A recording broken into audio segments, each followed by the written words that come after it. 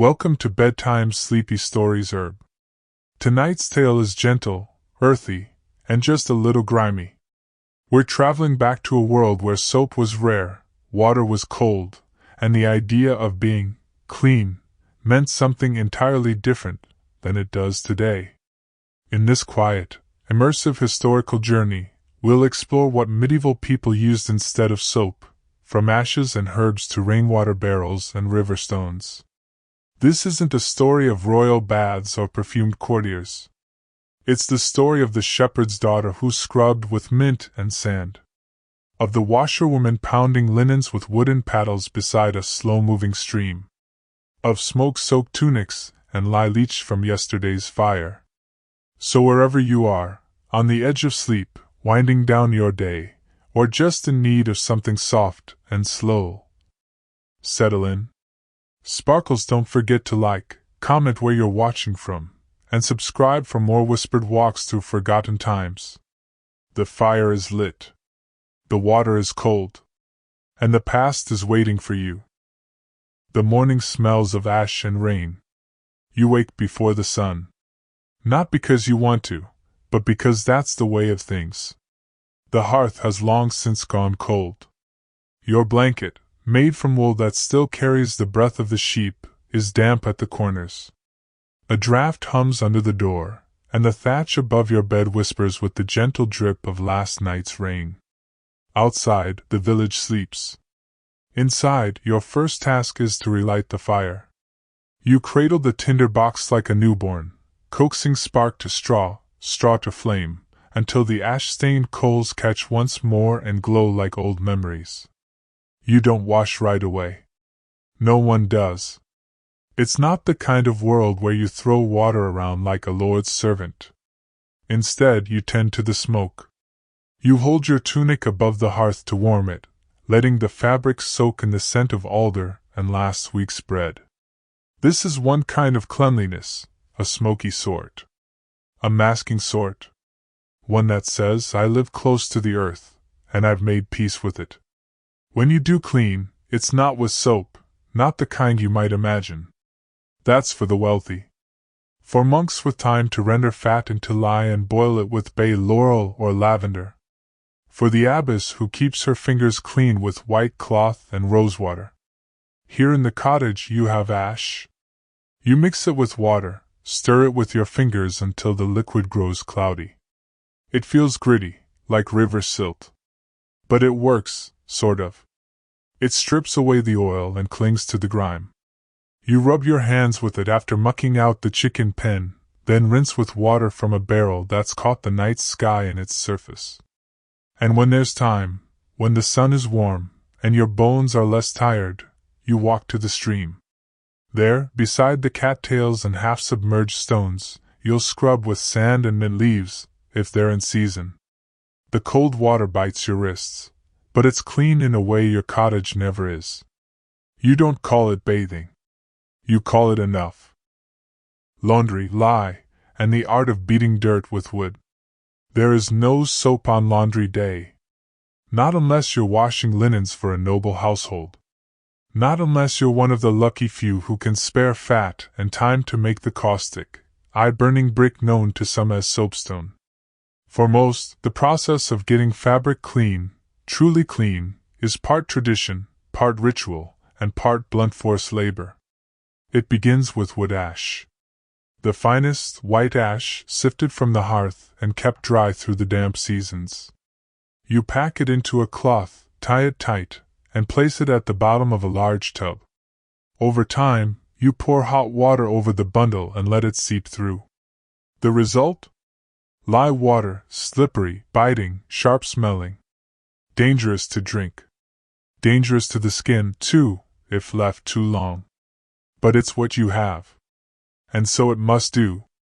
You gather the linen, tunic stiff with sweat, woolen hose crusted with mud, a child's undergarment soiled from sleep. All of it tossed into a shallow wooden tub or dragged down to the stream, if the weather is kind and your back can take the walk. There, the washing begins. It is not dainty. There is no lavender. You beat the garments with a wooden paddle, over and over, until the fibers sigh loose of their filth. The rhythm is like a drum. The sound echoes off stone and water, thwack, swish, thwack, swish, and blends with the muttering of geese and the rush of the river. If you're lucky, someone joins you. Another woman, maybe two. Voices rise over soaproot and secrets. You speak of weather, of the baker's son, of the grain prices, of the ache in your shoulder that never left after the last winter. Sometimes, you boil the laundry in a great pot with lye water. It hisses when it gets too hot. You stir it with a stick and pray you don't scorch the cloth or yourself. And when all is done, when the clothes are hung on hedges or spread on bushes to dry under a reluctant sun, you look down at your raw hands and cracked nails and know one thing. They will wear these clothes again. And they will be almost clean. Almost. Bathhouses, sweat, and why people feared too much washing. Bathing, in the minds of medieval folk, was a curious thing, useful, sometimes soothing, but not without danger. People did not speak of germs, because they did not yet know that word. But they knew what sickness was. They knew it could creep into you through breath, through bad smells, and many believed, through water. Too much washing, they said, made the body soft. Too clean a skin opened the pores and let the bad air in. A hot bath. Maybe once a month. More often if you were wealthy. Less if you lived by firelight and dug your own leaks from the mud. Still, in towns large enough to support them, there were bathhouses. They were not always what you'd expect. In the earlier Middle Ages, they resembled the Roman style, communal, steam-filled, humming with voices. A place where men and women alike soaked and sweated in cedar tubs, slathered themselves with animal fat, and scraped it away with metal blades called strigils, bringing dirt and old skin with it. The sweat, not the soap, was what made you clean. Sweating was good. It pushed out the foulness of the body. It purged humors. It left you red-faced, slightly dizzy, and, in theory, cleansed. Many bathhouses offered a mix of heat and rest.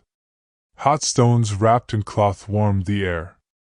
Buckets of cold water were splashed over the shoulders. You left damp and steaming, your tunic clinging to skin flushed with effort. But such places also drew whispers. Too much warmth, too much nakedness, too many people together in a single steamy room. In later centuries, many bathhouses would close, not because of poverty, but because of fear. Plague crept in through places like these, they said. And so, the sweating stopped. The tubs sat dry. And cleanliness returned to the ash bowl and the rain barrel. Still, in remote places, monasteries, forests, shepherds' huts, people sweated alone. In a heated corner of the barn. In a cloak pulled over the head near the fire. In work, in sun, in silence. Sweat remained the body's old companion. And afterward you rubbed yourself down with straw or linen, and counted yourself whole. Hair, herbs, and cleaning the head without water. Hair, in the medieval world, was not always washed, at least, not in the way we imagine now, with foaming soaps and scented rinses. Instead, it was cared for, tended to, combed, and bound. A crown of sorts, even for the lowliest serf.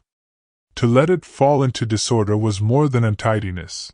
It was a sign of neglect, of imbalance, of something gone inwardly amiss. Water was used, yes. Sometimes. On feast days. Before weddings. In monasteries, where ritual cleanliness mirrored the washing of the soul. But more often, people cleaned their hair without it, resorting instead to oils, powders, herbs, and the wide, patient strokes of a bone comb. You would begin in the morning by the fire. First, the hair was unbound, slowly, carefully, the way you might unroll a tapestry or open a letter from a distant friend. Then, a cloth dampened with warm water might be passed along the scalp, dabbing rather than soaking. Some added rosemary or mint to the water, if they had it. Not for cleanliness so much as for comfort, for the scent that lingered like a song too soft to hum. Then came the comb. Long, carved, often made of horn or wood or bone. Its teeth were wide on one end, narrow on the other. You ran it from crown to tip, again and again, scraping away whatever the night had left behind, dust, lice, ash, the soft flakes of skin that came from sleeping too close to smoke.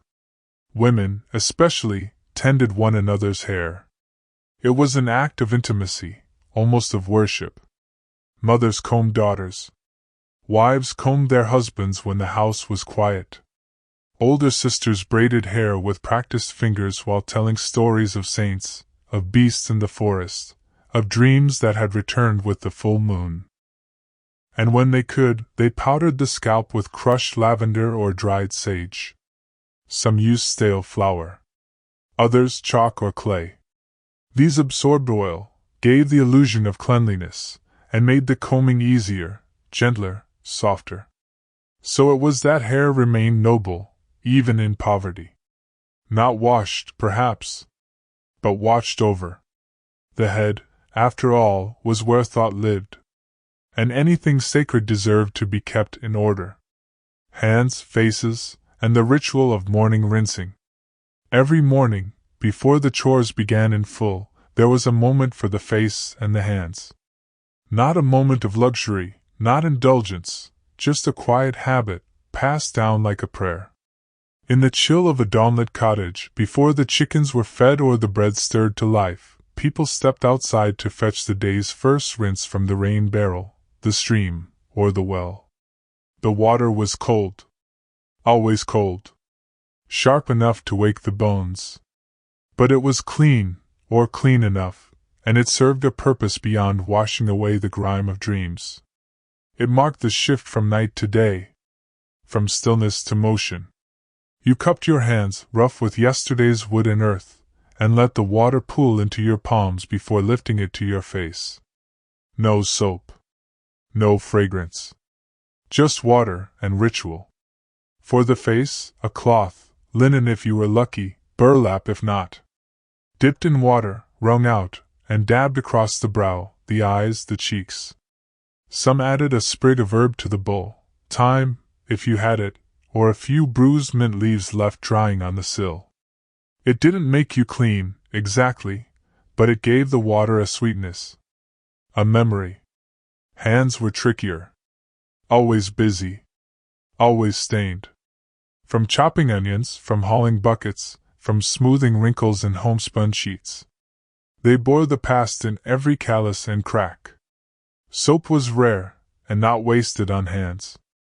Instead, people scrubbed with sand, or rubbed fingers against green rushes, coarse leaves, or even hard bread crusts gone too stale to eat. Ash water was used here too. Mixed until it looked like cloudy broth, it could lift away grease and dirt with surprising power. It didn't leave you fresh, but it left you changed, and that was enough.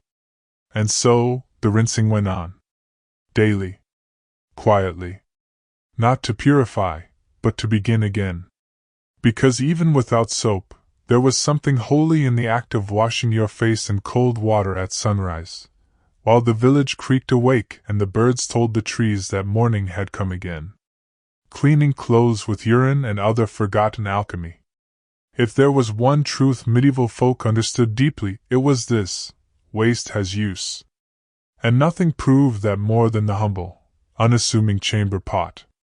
Urine, aged urine, specifically, was a staple of laundry for centuries. Not because it was pleasant. It wasn't. But because it worked. Left to sit in clay jugs for days, even weeks, urine would ferment and turn into a powerful cleaning agent, ammonia-rich, strong-smelling, biting to the skin. They called the chamber lye. It whitened cloth. It lifted oils. It dissolved the filth that water alone could never hope to touch. For laundresses, it was gold in a bucket, harsh, yes, but dependable. It cut through the wool grease left in tunics, the sweat stiffening a monk's habit, the soot embedded in collars after nights near the hearth. It was common, too, for families to contribute their own urine to a shared pot for the village washerwoman. A gift of sorts. No one was above it. Nobles urinated just like peasants, and their waste, once soured by time and air, helped keep their linens bright. The clothes would be soaked in it, sometimes boiled with it, then rinsed again and again with water drawn fresh from stream or well. The rinse was vital. The smell of chamber lye was unforgettable.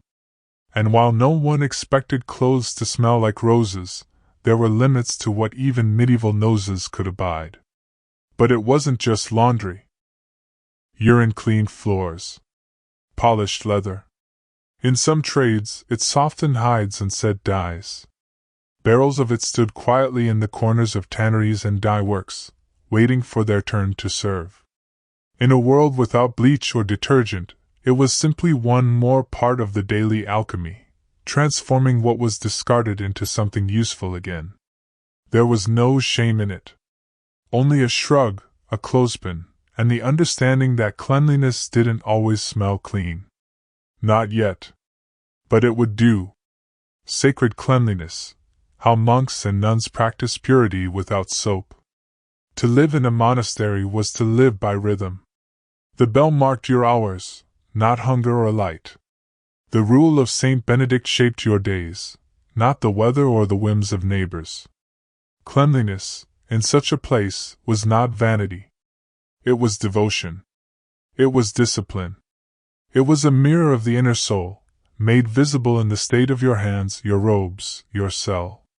But even here, especially here, soap was rare. Monks and nuns practiced ablutions, ritual washings, performed not for appearance but for humility. Before prayer, they washed their hands. After meals, they rinsed their fingers. Before entering the chapel, they sometimes paused at a basin filled with water drawn from a spring and blessed by routine, if not by rite. No lather. No perfumes. Only water. Sometimes warmed. Sometimes scented with rosemary or thyme, if the herb garden allowed. Within the cloister there might be a single block of hard soap, grainy, gray, made long ago from tallow and ash and stored carefully in a wooden chest. It was used sparingly, and only when water and sand were not enough.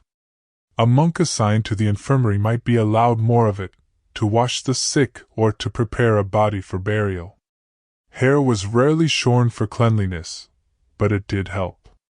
Tonsured scalps were easier to rinse with cool water. Easier to comb. Easier to anoint with oils when lice made their pilgrimage, as they often did. Linen habits were washed in cold water, beaten with paddles, soaked in lye or ash water, then dried in cloistered courtyards, their edges fluttering like the wings of quiet birds. Some nuns, especially in wealthier convents, infused water with rose petals or sweet bay. Not to smell beautiful, but to make the act of cleansing feel like a form of prayer. A washing not just of body, but of thought. And when hands were rubbed dry with coarse cloth, the soul felt steadier. Still burdened, perhaps. Still flawed. But ready. Because in these sacred walls, even the absence of soap could be a path to grace. Dirt, scent, and the medieval philosophy of clean enough. In the modern world, cleanliness is often measured in absence, the absence of smell, of oil, of dust. But in the medieval world, cleanliness was something else. It was not sterile. It was not scented. It was simply acceptable. Tolerable. Balanced with the season, the labor, the station in life. People expected to be dirty. It wasn't shameful. It was life. Your tunic might be clean from yesterday's ash water soak, but your hands were brown with soil by breakfast.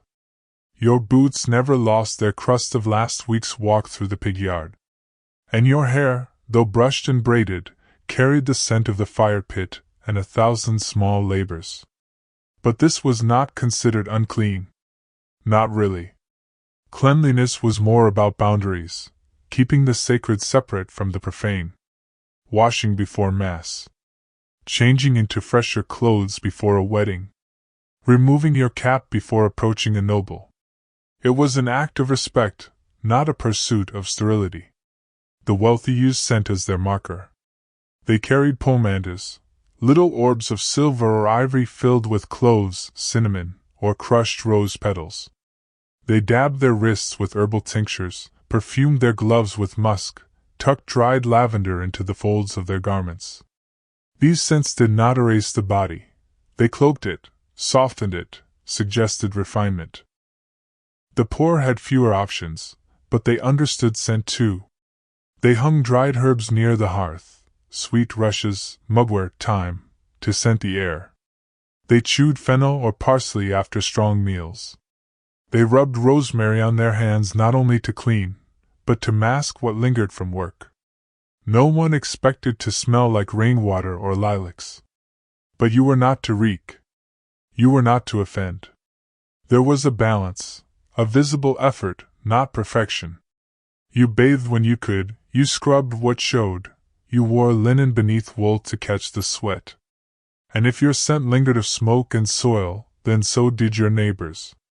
And that, in truth, was clean enough. Communal cleaning, and the quiet bonds formed around water. If you followed the sound of water in a village, you would eventually find the people. Not clustered in the streets, nor gathered at tables, but bent at the banks of rivers, hovering over barrels, crouched at basins carved from old stone, hands moving, voices low, and silence passing comfortably between them. Water drew people together, especially women. Cleaning was not just a task. It was an hour shared. You might carry your linens to the stream not only to soak and beat them against the flat, cool rocks, but because that's where the neighbor would be, and her daughter, and the midwife who always smelled faintly of chamomile. There, the act of cleaning became a kind of fellowship. No one spoke of self-care. No one lit a candle or closed a door for solitude. There was no luxury in rinsing muddy aprons or scrubbing sweat from the folds of a woolen shift. But still, it held a rhythm that soothed, a structure the soul could lean against. And when hands are busy with labor, the mouth opens easier. So secrets were told in splashes. Advice was passed like baskets of soaked cloth. And someone, always someone, laughed. Children helped. Or played. Or interrupted. A pot might tip. A bundle might float away. But the day passed gently beside water. In towns, where bathhouses still breathed, people came together not just to cleanse but to be seen. To share time in heat and shadow. To notice each other's weariness, and to ease it with gossip, or a song, or the simple presence of others doing the same. Even in monasteries, the act of rinsing bowls, wiping tables, washing feet, it was done together. Quietly. Purposefully. The water was often cold, but never unkind. And in the dead of winter, when streams froze and barrels stiffened with ice, people missed that coming together. Cleaning became lonelier. And with it, the world felt just a little heavier. Because washing was never just about the grime. It was about connection. About standing side by side in the morning light, sleeves rolled, voices low. And knowing that someone else had dirt under their nails too. And that they, like you, were trying their best to be clean enough. Teeth, breath, and medieval mouth care without mint. The mouth, too, needed tending, but not with brushes or bubbles or minty foam. In the medieval world, oral hygiene was a quiet, private thing, handled with small rituals, coarse powders, and the wisdom passed down from someone's grandmother's grandmother. You didn't wake and reach for a toothbrush. You reached for twigs. Softwood was best, willow, hazel, sometimes birch. The ends were chewed until they frayed into gentle fibers, then rubbed against the teeth to scrub away sleep and yesterday's bread. They called them chew sticks or tooth woods, and in many corners of Europe, they were the first and only line of defense against rot. Charcoal was common. crushed fine and rubbed on with a damp cloth or fingertip. It was gritty but cleansing. Ash, again, found its use, sifted from last night's fire and mixed with a bit of salt, or sage, or dried mint if you were lucky. This was the medieval tooth powder, and it didn't freshen so much as scour. Some kept small bunches of herbs to chew after meals, parsley to sweeten the breath, fennel seeds to calm the belly, cloves to numb a toothache when one came creeping in the night. There were no dentists, not really. Only the barber, and no one wanted to see him unless absolutely necessary. Teeth fell out. They blackened. They hurt. And still, people smiled. Not because their mouths were perfect, but because they were used to imperfection. Because even with cracked molars and breath scented faintly of yesterday's onions, they found joy in honey, in warm broth, in laughter by the hearth. Children learned early, don't bite into hard crust too fast. Rinse your mouth with wine or vinegar if you can. Keep the chewing herbs in your satchel. And never ignore the dull throb behind your jaw. It could be the start of something that ended with silence and sleepless nights. And yet, despite the pain, despite the gaps and missing teeth, mouths still sang. They whispered secrets at the well. They murmured prayers over bread. They kissed cheeks, told stories, and called home animals from the edge of the wood. Because even without soap or peppermint paste, the mouth remained sacred. A place where language lived, where warmth escaped, and where survival, somehow, still tasted sweet. Sickness, sweat, and the cleansing of the dying. When illness came, as it often did, it came without warning. A cough that deepened. A warmth behind the eyes. A weariness that refused to lift, even after the morning bowl of broth. And with sickness came sweat. A dampness that clung to sheets, to clothes, to the folds beneath the arms and knees. Cleanliness, in these moments, became both more important and more difficult. Because the body betrayed itself, and the world inside grew strange. The sick were not always washed. It depended on the strength of the hands nearby, the mother, the sister, the apprentice who'd once carried water but now carried grief. But when there was time, and when someone had the heart for it, they tried. Linen cloths were dipped in cool water, sometimes with vinegar, sometimes steeped in herbs like chamomile or elderflower. The cloth was passed gently across the forehead, behind the ears, down the arms. Not to cleanse, exactly. Not to heal. But to soothe. To offer something soft in a moment full of sharpness. In monasteries, the infirmary would come with his basin. He'd speak little. He'd move slowly. He would wash the hands first, always the hands, and then the face. For those who were dying, there was another kind of washing. The cleansing of the body before it passed from this world to the next. Warm water was used, if it could be spared. Scented if there was time. The body was washed head to toe, in silence or prayer. Nails were cleaned. Hair was combed. Eyes were closed gently, not with force but with memory. This washing was not for the dead. It was for those left behind. A way of saying, you mattered. We tended to you. You are not forgotten. And afterward the cloths were rinsed. The basin emptied. And someone sat in the doorway, watching the candle burn low. Because in a world without soap, cleanliness wasn't just about dirt. It was about dignity. And even at the edge of life, there was still time for care. Festivals, feasts, and the rare luxury of full-body baths. There were days, bright, infrequent, and whispered about like gifts, when a person might take a Rio bath. Not a splash, not a cloth dampened from the rain barrel, but a full soak. Water up to the ribs. Steam rising like incense. A moment where the grime of everyday life melted back into the earth it came from. It didn't happen often. To fill a tub took effort. First, the water had to be hauled, bucket after bucket, up from the well or stream, carried through the yard and into the house. Then came the fire, coaxed alive under a cauldron large enough to stew a family. And finally the wooden tub itself, cracked from old winters, its iron bands creaking as it filled. But when the saints' days arrived, when a feast was in the air and bread baked with honey crust, bathing became a kind of preparation. A way to meet the holy day with skin that felt less like bark and more like something still human. One by one, the family took turns.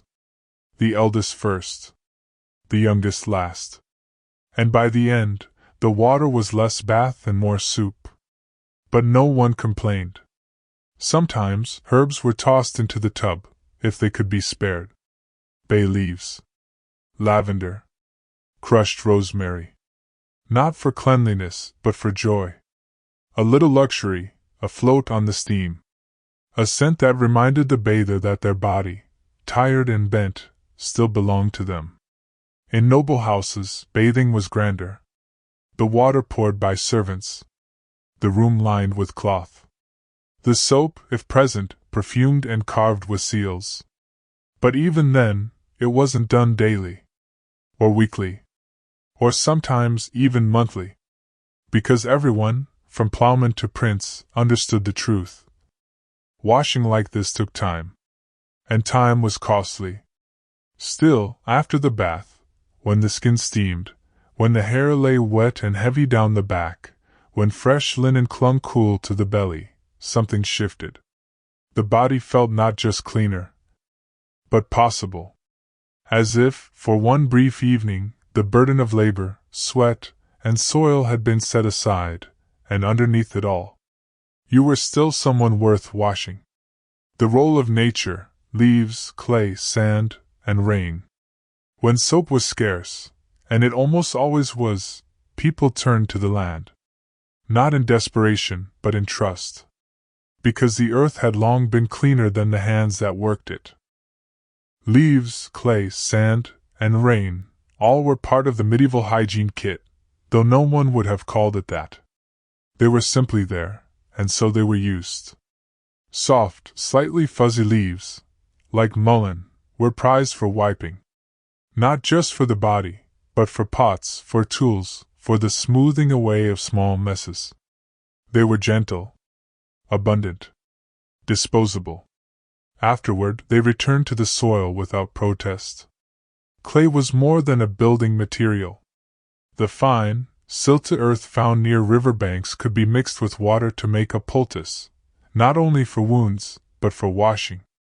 It drew out oils, absorbed smells, left the skin dry but scrubbed clean.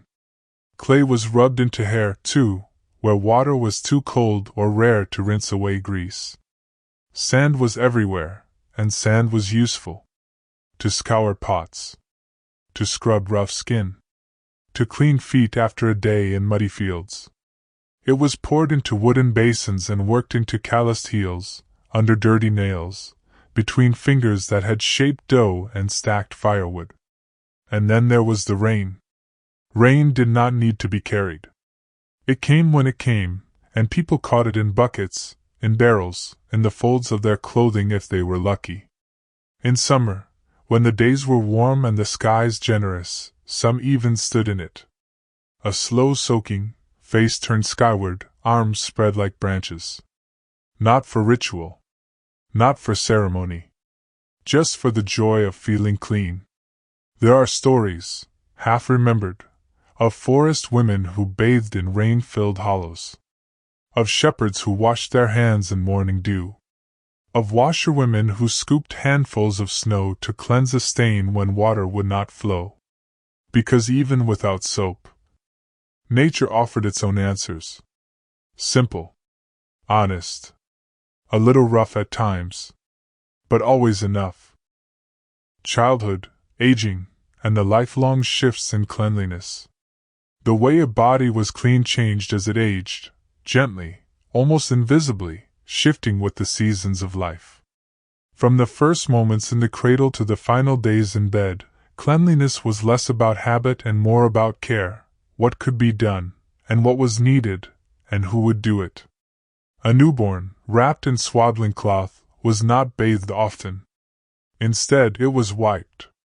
Gently. Carefully. With warm water if there was a fire. With cloth rinsed in herbs if a midwife had her way. Babies were rubbed with oil, goose fat, olive oil, or pig lard, depending on what the household had. It protected their skin from the cold, from the cradle, from the rough touch of wool and straw. It sealed them, in a way, from the dirt of the world. As children grew, they learned slowly to tend themselves. Their faces were wiped with spit-wet thumbs. Their hands rinsed in puddles. Their knees, muddy from games and goats, were scrubbed with handfuls of rushes or splashed with water from a cooking pot. They did not fear dirt. They lived in it. They laughed in it. Cleanliness came in lessons, combing hair before supper, wiping feet before bed, using the cloth instead of a sleeve. And then age came. Not all lived long enough to feel it, but those who did carried the years in their joints, in their gait, in the way their hands reached for support before the water jug. Washing became slower. Harder. Sometimes impossible without help. The old were cleaned by others. By daughters and sons, by apprentices and neighbors. By monks, in some cases. By women with strong hands and soft voices who wrung out the cloth and moved with patience. Not every day. But enough. They washed the back. The feet. The parts no longer reached alone. They poured warm water gently, like a blessing, and pressed dry linens where skins sagged and thinned. And through it all, from cradle to grave, the need to be clean remained. Not out of pride. Not even out of comfort. But because it meant something to be cared for. To be touched. To be seen. To be reminded that your body, young or old, strong or failing, was still worthy of that most ancient kindness. A bowl of warm water, and a quiet hand to share it. The quiet return to earth, final washings and forgotten rituals. There was a moment, in every life, when washing stopped being about living. Not about preparing for the day, or scrubbing for a feast, or rinsing away the sweat of toil. But about preparing the body for its return to the earth, from which it had come, and to which it would so softly go. When someone died, and the breath left them, not all at once, but in small, fading pieces, the first thing done was to close their eyes. The next was to wash them. This task did not fall to doctors or priests. It fell to women, mothers, wives, midwives who had once brought life into the world, and now accompanied it out. A basin was fetched. Water warmed. Cloth folded twice, then dipped and wrung. There was no soap. None was needed. Just gentle strokes across the skin, forehead, cheeks, arms, feet. The body was wiped clean of its last sweat, its last tears, its last tremble of effort. Fingernails were brushed. Hair was smoothed and braided, or left to lie quietly as it had in sleep. Sometimes, herbs were tucked beneath the tongue, lavender, rosemary, yarrow. Not for perfume, but for memory. For dignity. Clean linen was wrapped around the limbs. A shroud for the humble. Silk, if the household could afford it. Wool if not. It was said the body should meet the next world clean, not as kings or knights, not as beggars or maids, but simply, ready. Ready to be received. Ready to be laid in the soil. Ready to rest. The basin would be emptied. The cloth washed and hung to dry. The room swept one last time before the door was closed. And in the silence that followed, the world went on. People rose and rinsed their hands, washed their faces, swept the stoop. The same small acts. The same old cloths. Because even in death, the rhythm of cleaning continued. And even without soap, the dead were not sent away dirty. They were bathed with love. And laid down clean. So now you know. They lived without soap, not because they didn't care, but because they knew how to care with what they had. With rainwater and ash. With rosemary and thyme. With sand and silence and the slow rhythm of scrubbing what they could, when they could. Cleanliness was not shine. Not sparkle. Not a scent bottled in glass. It was a warm cloth at dawn. A comb passed from hand to hand. A basin set quietly by the bed. It was the careful tending of the self, not in pursuit of perfection, but in a quiet sort of reverence. A way to say, I am still here. I am still mine. They did not wash away the world. They washed so they could walk back into it. Just a little lighter. And now, as your eyes begin to close, and the fire inside you settles into its embers, know this. You too are enough. Just as you are. With your own small rituals. Your own quiet cloth. Your own beautiful body. So tenderly carried through the day. Good night, gentle soul. Let the dust fall where it will. You are clean. You are cared for. And you may rest.